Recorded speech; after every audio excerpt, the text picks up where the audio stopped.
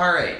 Now another one I picked is another theme from a Sega Master System game. It was called Govelius.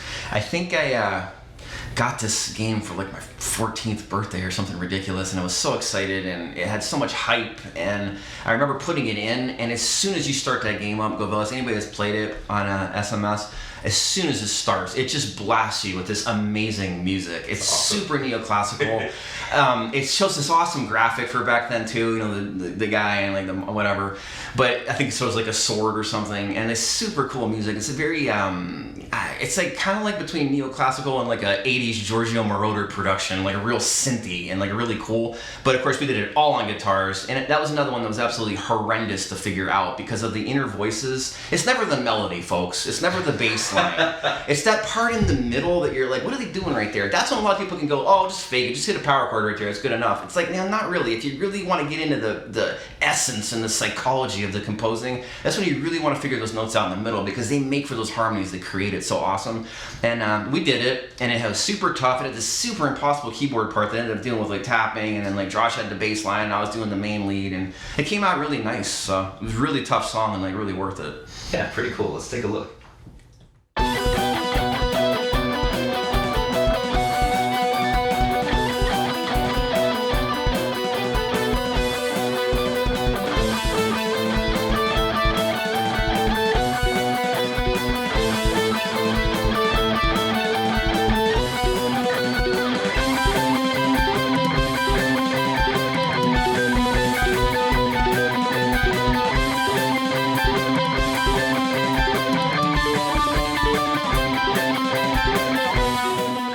Yeah, so you guys could tell that one was pretty cool. It had a lot of intricate tapping parts in there. That was a really good one. One of the videos that I really like a lot, and this is kind of a unique entry because it's tough to pick just one of these, but the originals that we do, Dan typically writes them for the most part. And then Josh has to learn them. Yeah, I gotta learn the tricky Dan techniques.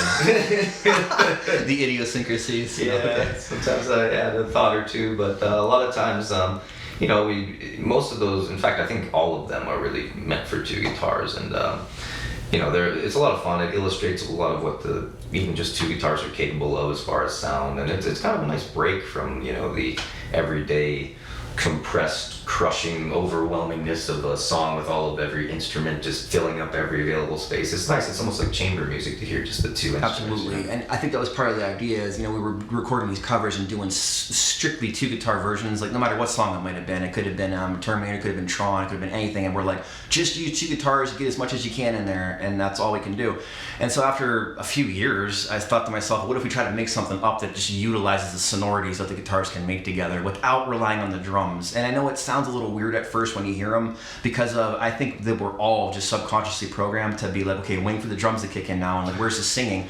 But the thing is, if you listen to it enough over and over again, you start to adjust to the way that the music actually sounds, and it's kind of its own unique creation, if you will. So yeah, pretty cool. So we're just going to do a couple of clips here for you. We won't play all of the originals for you, obviously, that's too many, but just a couple of highlights. Let's take a look.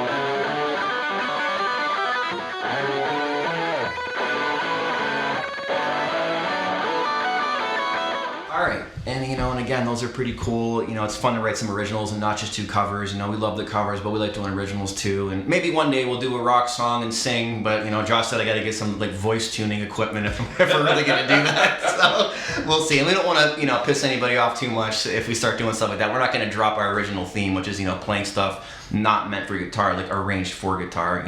Really cool. But the next one I wanted to get into though is another one of my all-time favorites, and I hate to keep going back to SMS, but quite honestly though, the guys that wrote the music for SMS were just like off the charts killer. So Spellcaster is another game, and I know there's a few of you out there that have played that game that freaking know how great it is.